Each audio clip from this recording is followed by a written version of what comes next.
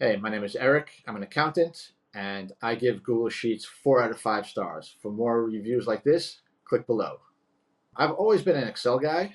Um, the reason why I started using Google Sheets is because as an accountant, my clients used Google Sheets for a lot of their stuff.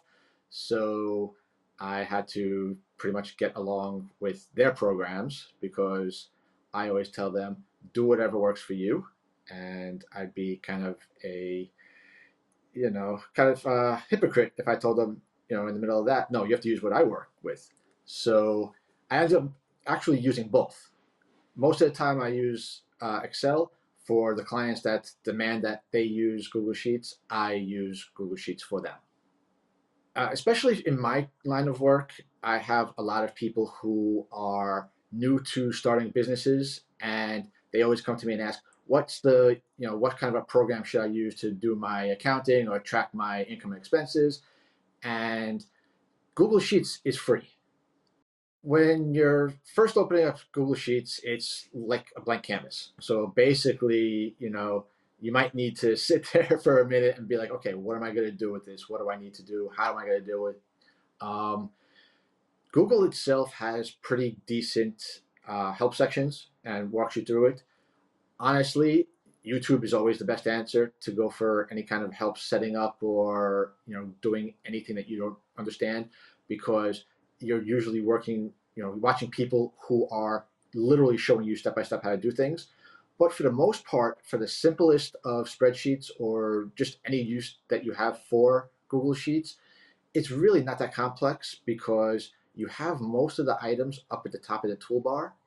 And if your right click menus in any cell or anything, it also gives you a menu. So most of the things are right at your fingertips. Do your due diligence. For somebody in the financial services field like myself, or anybody that has to create financial reports, I wouldn't recommend Google Sheets because there's some things that are lacking that are the most simple and necessary parts of a financial statement. For example, there's no double underline in the border section. You can't do, for accountants or anybody who's creating a financial statement, there's what we call when your final number gets a double underline.